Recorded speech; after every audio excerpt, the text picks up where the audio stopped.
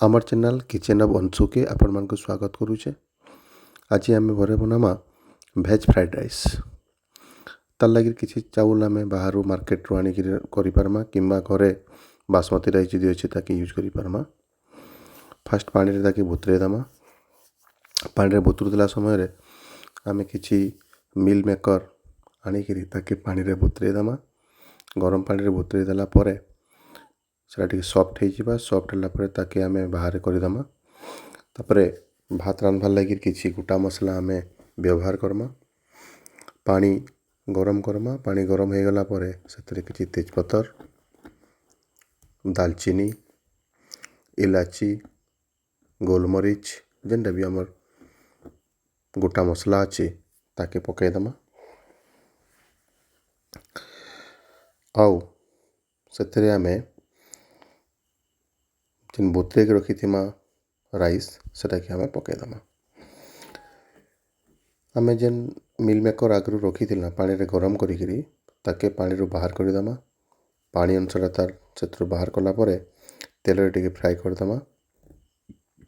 तेल रे फ्राए कले तार टेस्ट निश्चित भाव टिके बढ़ी जासी, बहुत भल लगवा। और ताके डायरेक्ट आम फ्राइड राइस कला टाइम रे राइस रे पकई पारमा।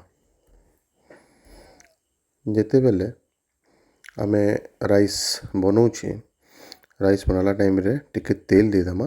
तेल देले काना हेसी नहीं लटके चाउलटा भात जिते रांधमा भातटा नहीं लटके। तो पानी जिते गरम हो गला पानी गरम है आम सब लगेदमा चाउल जहाँ बतुरी आउ किसी तेल देदमा। टे घाटी देकरी ताके छाड़ीदमा भात हबार लगी। भात जिते हो ताके गोटे अलग जगह बाहर करदमा। आउ आम बर्तमान बनामा फ्राइड राइस से लगे किसी मसला आम बाहर करछू जेनटा कि अदा, लहसुन, मिर्चा तेल देकी से किसी जीरा पकईदमा। जीरा जिते बेले टिके फ्राए हो तापर से आम लहसुन, मिर्चा किसी, पियाज, गाजर, कोबी, कैप्सिकम सब पकईकरी हाई फ्लेम रे फ्राए करमा। हाई फ्लेम रे फ्राए कले तार टेस्टा अलग आसी।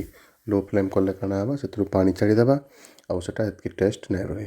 तो हाई फ्लेम रे करमा से आम जेन सका मैं आगु मिल मेकर करथिला से मिल मेकर के पकईदमा। आउ से जे राइस आम करथिला राइस देदमा। राइस देला परे मार्केट रे मिलसी फ्राइड राइस मसला आनी थी से पकईदमा। फ्राइड राइस मसला देकरी ताके धीमा आँच रे कम आँच रे ताके आम फ्राए करदमा। सबके मिसईदमा। सब मिसई देला परे अति सहज उपाय रे घरे आम बहुत बढ़िया सुंदर टेस्टी फ्राइड राइस बनै पारमा।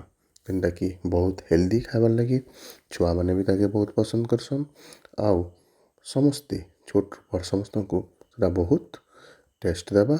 और घरे आम बहुत सुंदर भाव रे सहज उपाय रे fried rice healthy fried rice बनै पारमा।